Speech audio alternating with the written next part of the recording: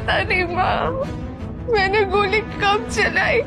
दोस्तों, mister and Mrs Parshuram के आज के एपिसोड में जबरदस्त ड्रामा, इमोशन और सस्पेंस देखने को मिला। कहानी एक बार फिर शीतल और बब्बन की नई चाल से शुरू होती है। शीतल बब्बन से कहती है कि उन्हें कोई ऐसा आदमी ढूंढना होगा जो उनकी हर बात माने, ताकि उनका खेल बिना किसी रुकावट के चलता रहे। दोनों मिलकर एक नई साजिश की योजना बनाने लगते हैं। लेकिन तभी शिवप्रसाद देशमुख शीतल से कहता है कि उसे अब घर जाना है, क्योंकि उसे शालिनी से मिलना है। शिवप्रसाद की यह बात सुनकर शीतल का चेहरा उतर जाता है। वह भावुक होने का नाटक करते हुए रोने लगती है और कहती है कि वे दोनों मिल। ये सुनते ही शीतल का गुस्सा भड़क उठता है। वो शालिनी के बारे में बुरा भला कहने लगती है, लेकिन शिवप्रसाद उसकी एक भी बात सुनने को तैयार नहीं होता। वो बार बार सिर्फ शालिनी से मिलने की जिद करता रहता है। आखिर में शीतल कहती है कि डॉक्टर की अनुमति मिलने के बाद ही वो कहीं जा सकता है। इसके बाद डॉक्टर शिव प्रसाद को आराम करने के लिए बिस्तर पर लिटा देते हैं, लेकिन उसकी आंखों में नींद नहीं होती।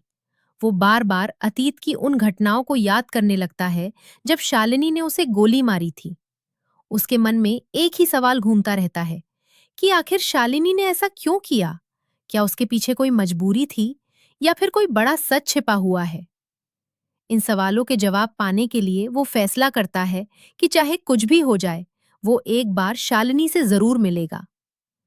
दूसरी तरफ शालिनी भी गहरे दर्द में डूबी हुई होती है। वो मुंबई जाने के लिए अपना सामान पैक कर रही होती है। तभी उसकी बहन वहां आती है और उससे जल्दी चलने के लिए कहती है, लेकिन शालिनी साफ मना कर देती है। वो कहती है कि वो मनहर दीक्षित के पैसों से खरीदे गए टिकट पर कभी वापस नहीं जाएगी।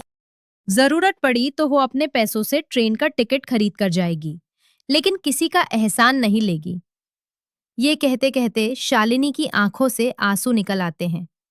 वो कहती है कि अब उसकी जिंदगी के सिर्फ दो मकसद है। पहला, दुनिया के सामने ये साबित करना कि वो कोई खूनी नहीं है, और दूसरा, ये साबित करना कि उसकी जिंदगी में शिव प्रसाद के अलावा किसी दूसरे आदमी की कोई जगह नहीं है। उधर शिव प्रसाद जैसे ही घर पहुंचता है, वो बेचैनी से शालिनी को ढूंढने लगता है, लेकिन तभी उसे पता चलता है कि शालिनी वहां से जा चुकी है।